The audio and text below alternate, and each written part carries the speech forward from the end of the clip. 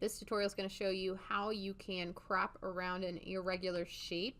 So I have this picture of Thomas Jefferson, and I want to crop around his head so that I can add it to a different picture. So what you're going to do this is you're actually going to go into your insert menu. So I'm in PowerPoint. I brought in my picture. I inserted my picture using the insert menu, and now I'm going to go to shapes. And the shape I want to choose is this irregular freeform shape here. And if you zoom in, you're going to be a little more precise.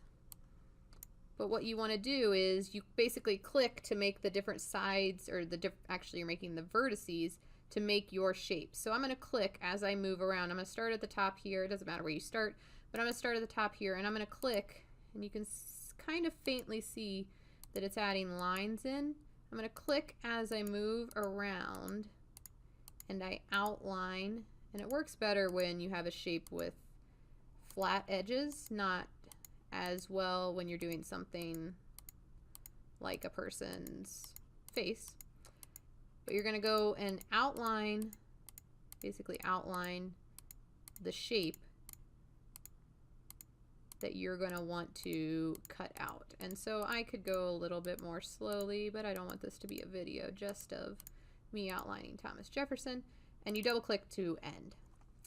Now at this point, I have this filled in shape that is covering up the shape I'm after. If this shape is not filled in, what you need to do is you need to go up to shape fill and choose, and it could be any color. It really doesn't matter, so I'll change it to orange. It doesn't matter what the color is because the next step is what's going to really matter.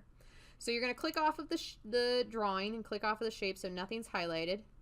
And then you're going to do this. You're going to click on the picture, the original picture you had, and then hold down Control. So you see that I'm going to be selecting more than one thing. Hold down Control on your keyboard and click on the image you just drew, the shape you just drew.